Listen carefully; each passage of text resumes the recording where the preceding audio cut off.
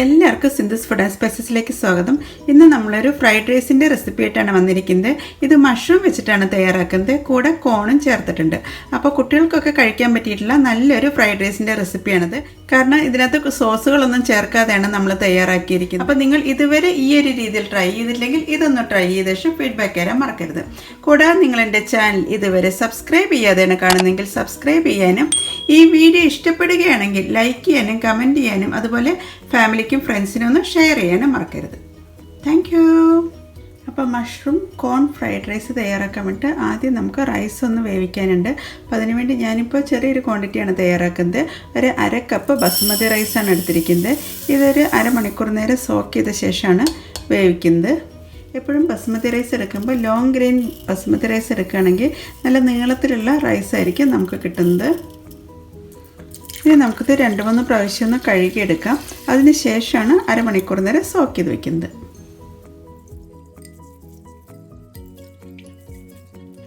അതിന് 3 പ്രാവശ്യം ഒന്ന് കഴുകിയെടുത്തിട്ടുണ്ട്. ഇനിയാണ് നമ്മൾ സോക്ക് ചെയ്യാൻ വേണ്ടി വെക്കുന്നത്. അപ്പോഴേക്കും നല്ല തെളിഞ്ഞ വെള്ളമായി കിട്ടിയിട്ടുണ്ട്. ഇങ്ങനെ സോക്ക് ചെയ്യുന്നതുകൊണ്ട് തന്നെ പെട്ടെന്ന് നമുക്ക് ബസുമതി റൈസൊക്കെ വെന്ത് കിട്ടാൻ ഹെൽപ്പ് ചെയ്യുന്നതാണ്. അതുപോലെ തന്നെ ഫ്രൈഡ് റൈസൊക്കെ ഉണ്ടാക്കുമ്പോൾ തലേന്ന് തന്നെ ചോറൊക്കെ ഉണ്ടാക്കി വയ്ക്കുകയാണെങ്കിൽ നല്ല പെർഫെക്റ്റ് ആയിട്ടുള്ള ഒരു ഫ്രൈഡ് റൈസ് തന്നെ നമുക്ക് ഉണ്ടാക്കാവുന്നതാണ്. അതിനകത്ത് റൈസ് വേവിക്കുന്നതിന് വേണ്ടിയിട്ട് ഒരു 2 കപ്പ് വെള്ളം സോസ് പാനിൽ വെച്ചിട്ടുണ്ട്. ഇതിലേക്ക് ഞാൻ ആവശ്യത്തിന് ഉപ്പും കൂടി ചേർക്കുന്നുണ്ട്. അതിനുശേഷം നമുക്കിതിലേക്ക് സ്ട്രെയിൻ ചെയ്ത് വെച്ചിട്ടുള്ള ബസുമതി റൈസ് ചേർക്കാം. അതിനകത്ത് ബസുമതി റൈസും ഉപ്പും ചേർത്ത ശേഷമാണ് നമ്മൾ വേവിച്ചെടുക്കുന്നത്. ഒരു 8 തൊട്ട് 10 മിനിറ്റിനുള്ളിൽ നമ്മുടെ റൈസൊക്കെ വെന്ത് കിട്ടും. അതിനുശേഷം സ്ട്രെയിൻ ചെയ്ത ശേഷം ഞാനത് ഫ്രിഡ്ജിൽ വെക്കുകയാണ്. ഓവർനൈറ്റ് ഫ്രിഡ്ജിൽ വെച്ച ശേഷം പിറ്റേന്നാണ് ഫ്രൈഡ് റൈസ് തയ്യാറാക്കുന്നത്. ഞാൻ കുറച്ച് മഷ്റൂം എടുത്തിട്ടുണ്ട്. ഞാൻ എടുത്തിരിക്കുന്നത് ബട്ടർ മഷ്റൂമാണ്. അപ്പോൾ ബട്ടർ മഷ്റൂം അതല്ലെങ്കിൽ വേറെ ഏതെങ്കിലും മഷ്റൂം ഉണ്ടെങ്കിൽ നിങ്ങൾക്ക് അത് വെച്ചിട്ടും ഈ ഒരു ഫ്രൈഡ് റൈസ് തയ്യാറാക്കാവുന്നതാണ്. അപ്പോൾ ആദ്യം നമുക്ക് ഈ മഷ്റൂം ഒന്ന് കഴുകിയെടുക്കാം. അതിനുശേഷം ചെറിയ പീസായിട്ടൊന്ന് കട്ട് ചെയ്തെടുക്കണം. പിന്നെ വേണ്ടത് സ്വീറ്റ് കോൺ ആണ്. ഞാനിവിടെ ഇപ്പോൾ ക്യാൻഡ് സ്വീറ്റ് കോൺ ആണ് എടുത്തിരിക്കുന്നത്. പിന്നെ നമുക്ക് വേണ്ടത് ക്യാപ്സിക്കാണ്. ഞാനിവിടെ ഇപ്പോൾ ഗ്രീൻ ക്യാപ്സിക്കാണ് എടുത്തിരിക്കുന്നത്. ഇടയിൽ ഏത് കളറാണോ ക്യാപ്സിക്കം ഇരിക്കുന്നത് അപ്പോൾ അത് വെച്ചിട്ട് തയ്യാറാക്കാവുന്നതാണ്. ഈ ഗ്രീൻ ക്യാപ്സിക്കം കുറച്ച് വലുതായതുകൊണ്ട് ഞാനിപ്പോൾ ഇതിൻ്റെ പകുതിയാണ് ചേർക്കുന്നത്. പിന്നെ വേണ്ടത് 5 വെളുത്തുള്ളിയാണ്. ഇതും ചെറുതായിട്ട് ചോപ്പ് ചെയ്ത് ചേർക്കാം. പിന്നെ ഞാൻ എടുത്തിരിക്കുന്നത് ഒരു മീഡിയം സൈസ് വലുപ്പമുള്ള ഒരു സവാളയാണ്. അപ്പോൾ നമുക്ക് എങ്ങനെയാണ് മഷ്റൂം കോൺ ഫ്രൈഡ് റൈസ് തയ്യാറാക്കുന്നത് എന്നുള്ളത് നോക്കാം. ഏകദേശം ഒരു 200 ഗ്രാം മഷ്റൂമാണ് എടുത്തിരിക്കുന്നത്. ഇനി നമുക്കിതിലേക്ക് വെള്ളം ഒഴിച്ച ശേഷം നന്നായി ഒന്ന് കഴുകിയെടുക്കാം. അതിന് ശേഷമാണ് ചോപ്പ് ചെയ്തെടുക്കേണ്ടത്. എപ്പോഴും ഫ്രൈഡ് റൈസ് ഒക്കെ ഉണ്ടാക്കുമ്പോൾ വെജിറ്റബിൾസൊക്കെ നന്നായി ചോപ്പ് ചെയ്തിട്ടുള്ള വെജിറ്റബിൾസ് ആയിരിക്കും ചേർക്കുന്നത്. ഇനി നമുക്ക് ഓരോ മഷ്റൂമിനെയും 2ആയി കട്ട് ചെയ്ത ശേഷം ഇങ്ങനെ നടുവിലും കട്ട് ചെയ്തിട്ടാണ് ഈ ഒരു വലുപ്പത്തിലാണ് ഞാനിപ്പോൾ മഷ്റൂമെല്ലാം അരിഞ്ഞ് ചേർക്കുന്നത്. അങ്ങനെ നമ്മൾ മഷ്റൂമൊക്കെ ചോപ്പ് ചെയ്തെടുത്തിട്ടുണ്ട്. ഇത് കാണുമ്പോൾ തോന്നും ഒത്തിരി ഉണ്ടല്ലോ എന്ന് കരുതും. പക്ഷേ ഇത് വെന്ത് കഴിയുമ്പോഴേക്കും വളരെ കുറച്ചേ ഉണ്ടാവുള്ളൂ. ധാരാളം വാട്ടർ കണ്ടൻറ്റ് അടങ്ങിയിട്ടുള്ളതാണ് മഷ്റൂമിൽ. അതുപോലെ തന്നെ വെജിറ്റബിൾസ് ഒന്നും അധികം ഇഷ്ടമില്ലാത്തവർക്കൊക്കെ ഈ ഒരു രീതിയിൽ തയ്യാറാക്കുകയാണെങ്കിൽ കുട്ടികൾക്ക് പോലും ഇഷ്ടപ്പെടുന്നതായിരിക്കും.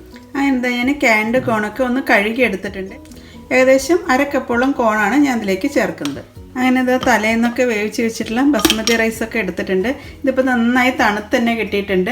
അപ്പോൾ ഇപ്പോഴും ഫ്രൈഡ് റൈസൊക്കെ ഉണ്ടാക്കുമ്പോൾ തലേന്ന് തന്നെ വേവിച്ച് വെക്കുകയാണെങ്കിൽ ഇതുപോലെ നല്ല ഒട്ടിക്കിടക്കാതെ നല്ല വിട്ട് തന്നെ നമുക്ക് റൈസൊക്കെ കിട്ടുന്നതാണ്. അപ്പോൾ ഈ ഒരു രീതിയിലുള്ള റൈസ് വെച്ചിട്ടാണ് നമ്മൾ ഫ്രൈഡ് റൈസ് തയ്യാറാക്കേണ്ടത്.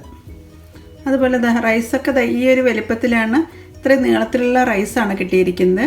അപ്പോൾ ലോങ് ഗ്രെയിൻ ആയിട്ടുള്ള ബസുമതി റൈസ് തന്നെ എടുത്തിട്ട് വേണം നമുക്ക് ഈ ഒരു ഫ്രൈഡ് റൈസ് തയ്യാറാക്കേണ്ടത്. അങ്ങനെ ഞാൻ ഫ്രൈഡ് റൈസ് തയ്യാറാക്കാൻ വേണ്ടി ഞാനൊരു പാന് വെച്ചിട്ടുണ്ട്. ഇതിലേക്ക് നമുക്ക് ബട്ടറാണ് ചേർക്കേണ്ടത്. ഞാനിപ്പോൾ അമൂലിൻ്റെ ബട്ടറാണ് ചേർക്കുന്നത്. ഇത് സോൾട്ടഡ് ബട്ടറാണ്. അതുപോലെ തന്നെ ബട്ടർ കരിഞ്ഞു പോകാതിരിക്കാൻ വേണ്ടിയിട്ട് അല്പം റിഫൈൻഡ് ഓയിലും കൂടി ചേർക്കാവുന്നതാണ്. അങ്ങനെ ബട്ടറൊക്കെ ഒരുവിധം മെൽറ്റായി വരുന്നുണ്ട്. ഈ സമയത്ത് നമുക്ക് അരിഞ്ഞു വെച്ചിട്ടുള്ള വെളുത്തുള്ളിയാണ് ചേർക്കുന്നത്. ഇത് ഏകദേശം ഒരു 2 ടേബിൾ സ്പൂൺ ഞാൻ ചേർക്കുന്നുണ്ട്.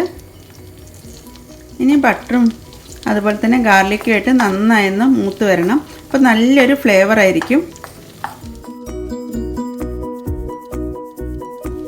അങ്ങനെ ഗാർലിക്കൊക്കെ മൂത്ത് നല്ലൊരു മണം വന്നിട്ടുണ്ട്. ഈ സമയത്ത് നമുക്ക് മഷ്റൂമാണ് ചേർക്കേണ്ടത്. അതിന് ശേഷമാണ് സവാള ചേർക്കേണ്ടത്. കാരണം മഷ്റൂം ചേർത്ത് കഴിയുമ്പോൾ ഇതിൽ നിന്ന് തന്നെ വെള്ളം ഇറങ്ങി വരുന്നതാണ്. ആ വെള്ളത്തിൽ കിടന്ന് മഷ്റൂം വെന്ത ശേഷമാണ് നമുക്ക് സവാള ചേർക്കേണ്ടത്. അങ്ങനെ മഷ്റൂമും ചേർത്ത ശേഷം ഇളക്കി യോജിപ്പിക്കാം. എപ്പോഴും ഫ്രൈഡ് റൈസൊക്കെ തയ്യാറാക്കുമ്പോൾ ഹൈ ഫ്ലെയിമിലിട്ട് തന്നെയാണ് തയ്യാറാക്കേണ്ടത്. ഇനി ഈ മഷ്റൂമിൽ നിന്ന് വെള്ളമൊക്കെ ഇറങ്ങി ചുരുങ്ങി വരുന്നതാണ്. അങ്ങനെ മഷ്റൂമിൽ നിന്നൊക്കെ വെള്ളമൊക്കെ ഒന്ന് ഇറങ്ങി വന്നിട്ടുണ്ട്. ഇനി നമുക്കത് വെള്ളം ഒന്ന് വറ്റി വരുന്ന വരെയാണ് ഒന്ന് വേവിച്ചെടുക്കേണ്ടത്. ഈ സമയത്ത് നമുക്കിതിലേക്ക് ആവശ്യത്തിന് ഉപ്പ് ചേർക്കാം.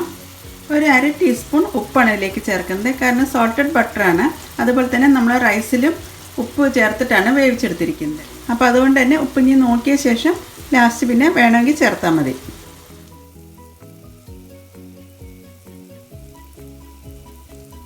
അങ്ങനത്തെ മഷ്റൂമൊക്കെ വെന്ത് കഴിഞ്ഞിട്ടുണ്ട്.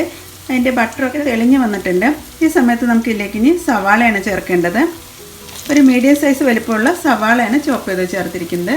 സവാള ജസ്റ്റ് ഒന്ന് വഴണ്ട് വന്നാൽ മതി, അല്ലാതെ വല്ലാണ്ട് കുക്കാവേണ്ട ആവശ്യമൊന്നുമില്ല. നമ്മൾ സാധാരണ ഫ്രൈഡ് റൈസിലൊക്കെ വെജിറ്റബിൾസൊക്കെ ഒന്ന് ചെറുതായിട്ട് കടിക്കാൻ കിട്ടുന്നതാണ്. അപ്പോൾ അതുകൊണ്ട് തന്നെ ഇത് വല്ലാണ്ട് കുക്കാവേണ്ട ആവശ്യമില്ല. ജസ്റ്റ് ഒന്ന് വഴണ്ട് കിട്ടി കഴിയുമ്പോൾ നമുക്കിതിലേക്ക് ക്യാപ്സിക്കം ചേർക്കാം. അങ്ങനത്തെ സവാളയൊക്കെ നന്നായി ഒന്ന് വഴണ്ട് വന്നിട്ടുണ്ട്. ഈ സമയത്ത് നമുക്ക് അരിഞ്ഞു വെച്ചിട്ടുള്ള ക്യാപ്സിക്കം ചേർക്കാം. ഞാനിവിടെ ഇപ്പോൾ പകുതി ക്യാപ്സിക്കമാണ് ചേർക്കുന്നത്. അതിൻ്റെ കൂടെ തന്നെ ഞാൻ സ്വീറ്റ് കോണും കൂടി ചേർക്കുന്നുണ്ട്. എന്നിട്ട് നന്നായി ഒന്ന് മിക്സ് ചെയ്തെടുക്കാം. നല്ല കളർഫുള്ളായിട്ടുള്ള ഒരു ഫ്രൈഡ് റൈസാണിത്. പ്രത്യേകിച്ചും വെജിറ്റേറിയൻസിനൊക്കെ കഴിക്കാൻ പറ്റിയിട്ടുള്ള നല്ലൊരു ഫ്രൈഡ് റൈസാണ്. കുട്ടികൾക്ക് ടിഫിൻ പാത്രത്തിലൊക്കെ കൊടുത്തു വിടാൻ പറ്റുന്ന ഒരു ഫ്രൈഡ് റൈസാണിത്. ക്യാപ്സിക്കം നന്നായി വെന്ത് പോകേണ്ട ആവശ്യമൊന്നുമില്ല. ജസ്റ്റ് ഒന്ന് വഴണ്ടി വന്നു കഴിഞ്ഞാൽ നമുക്കിതിലേക്ക് വേവിച്ച് വെച്ചിട്ടുള്ള റൈസ് ചേർക്കാം. പിന്നെ നമ്മളിതിലേക്ക് ചേർക്കുന്നത് പെപ്പർ പൗഡറാണ്. ഒരു 3/4 ടീസ്പൂൺ പെപ്പർ പൗഡർ ചേർക്കാം. പിന്നെ ഇതിലേക്ക് ഒരു 1/4 ടീസ്പൂൺ പഞ്ചസാരയാണ് ചേർക്കുന്നത്.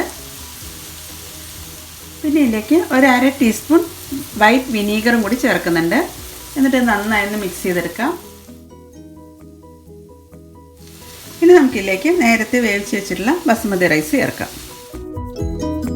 അങ്ങനെ റൈസും ചേർത്ത ശേഷം നന്നായി ഒന്ന് ഇളക്കി മിക്സ് ചെയ്തെടുത്താൽ മതി. നമ്മുടെ ഫ്രൈഡ് റൈസ് റെഡി ആയിട്ടുണ്ട്. അപ്പോൾ സോസുകളൊന്നും ചേർക്കാതെയാണ് നമ്മൾ ഈ ഒരു ഫ്രൈഡ് റൈസ് തയ്യാറാക്കിയിരിക്കുന്നത്.